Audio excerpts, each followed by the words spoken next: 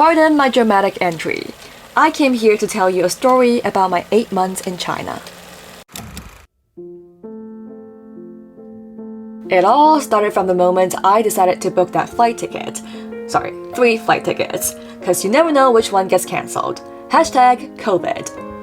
Of course, I had to go through the legendary 21-day quarantine. You only get to experience this once in a lifetime. Well, hopefully. I didn't go home to Shenzhen immediately after being released. I spent the first month roaming around Shanghai with my gigantic suitcases. I moved 5 times in a month. I swore I would never move again. Although homeless, I wasn't friendless. I reunited with a few of my best friends whom I either met in Toronto or grew up with in Shenzhen. They all happen to live in Shanghai now. I also met a few awesome new friends who are content creators as well. The internet united us, which was the coolest thing ever. If Shanghai was a dreamy getaway, Shenzhen is where day-to-day life actually happens. Shenzhen is home for me. I left in 2011 for university, the year Shenzhen held the Universiad. Well, not that it has anything to do with me, but I just wanted to be dramatic. The world is a lot different now. For one thing, we're all dealing with this thing called COVID. For those of you watching this 70 years from now, it's kind of a big deal. It definitely feels strange for me because last time I was back, everything was still normal.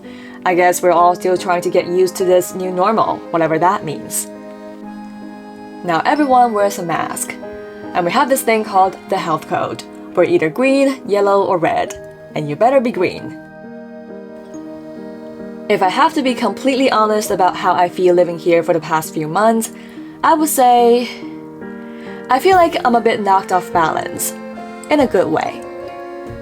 After being under lockdown in Canada for exactly a year and a half, I almost didn't remember what normal life was.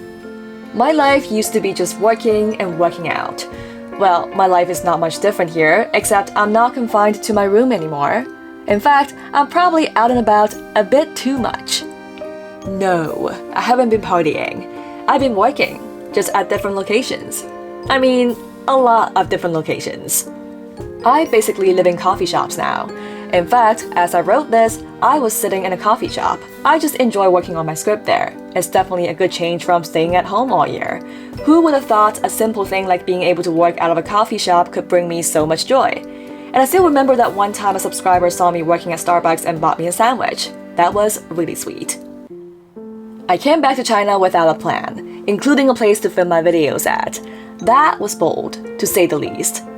Okay, I thought I would be able to film at my new studio a couple of months after I came back, but I had no idea how long it would take to renovate a brand new studio from scratch. Spoiler alert, it takes an eternity. So, I've been running around the city looking for different places to film, with my gigantic suitcase and my lighting equipment. Didn't I swear I would never move? I basically moved once a week or once every other week. I could probably do a tour of the most photogenic Airbnbs in Shenzhen at this point. Honestly, I was physically exhausted from moving around, but it was fun times. Sometimes I would even drag my childhood best friend along for my crazy ideas. Well, if there's one thing that I wish I had done better, it's that I wish I had more time to spend with my friends and my family.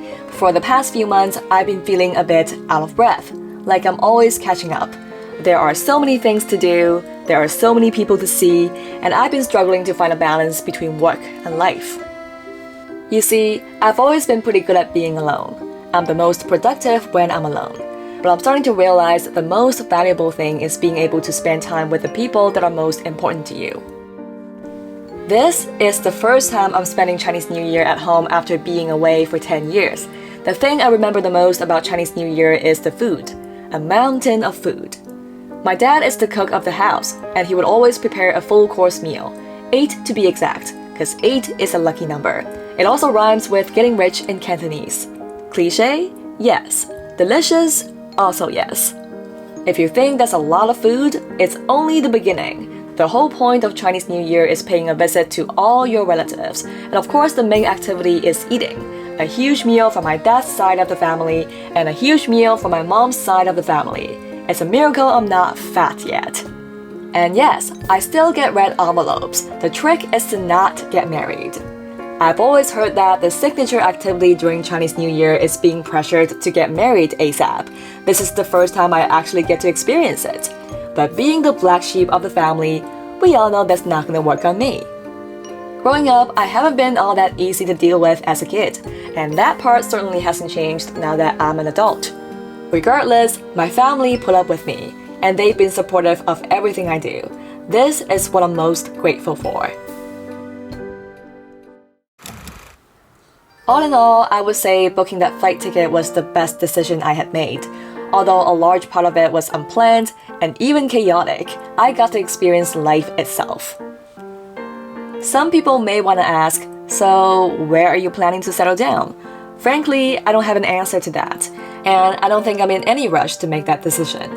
Maybe it's not either or. Maybe the answer is both. This is probably not a satisfying answer for some of you, but it is the best answer for myself. And as my trip home is approaching an end, I don't have a big revelation either, and I don't want to make up some bullshit just so I could have a climax to my story. This is just a documentation of my simple day-to-day life in China. Anticlimactic it may seem, this is what life is like sometimes.